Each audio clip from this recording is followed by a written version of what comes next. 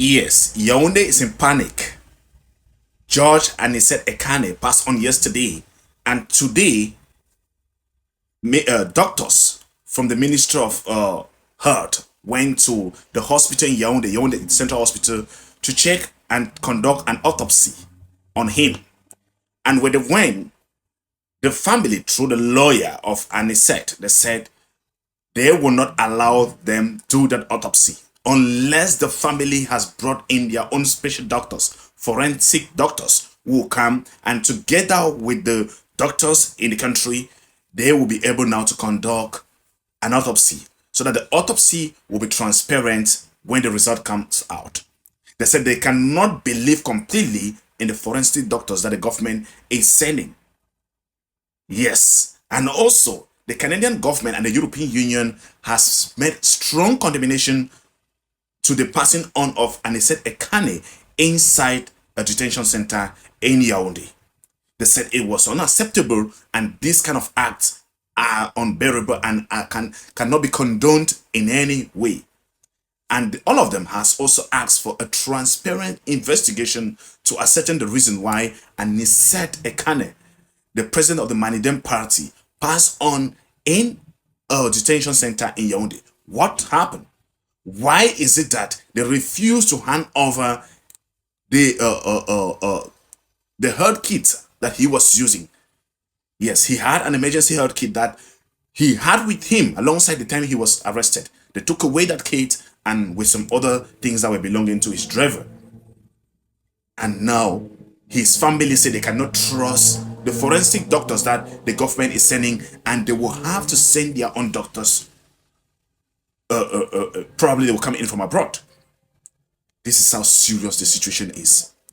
And now, so many people are asking question: who ordered for the arrest of Anicette Ekane? And I also hear that he was being tried in one of the military courts in Yaoundé, and for inciting violence and some other things, just because they find out that he supported Chiroma and he was a member of the Union for Change that took place in Douala prior to the elections.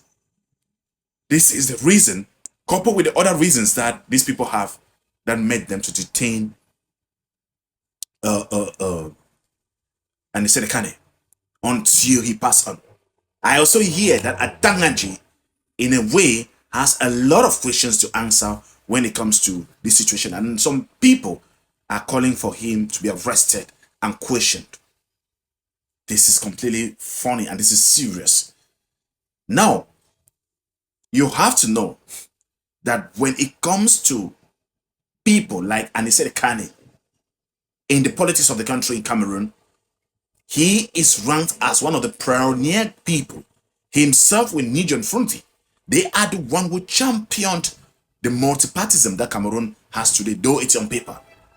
Yes, they are the one. If Cameroon is shouting today, we are democratic and blah, blah, blah, and all that, it's because of people like Anicette Ekane, Nijon Fronti, and the other ones who in the 90s stood firm to make sure that their political parties exist. Anicette Ekane created his own party, the Manidem Party, in 1991. Yes, back then. And he stood up for it and fought till today. And look at the instance where he has passed on. This is like a wake-up call to all Cameroonians, that no matter what you're doing, you're supposed to be connected to what is happening within the country and chip in so that the change that people long for can come. Imagine that somebody is asking for, through his lawyer, they're asking for his medical kit. They say he had a briefcase that has an oxygen operator that he has been using all along. And some people said this was a programmed murder. Some people say it was a program unaliving. Because look at what happened. They're asking for the oxygen operator and you refuse to give. Why? You wanted to use the gadget, or what was the reason? It's also one thing. They are after everybody that supported Chiroma. That is how it is. So if you've been watching this video, thank you so much for being around. Also do me a favor, share this video. Catch you on my next video.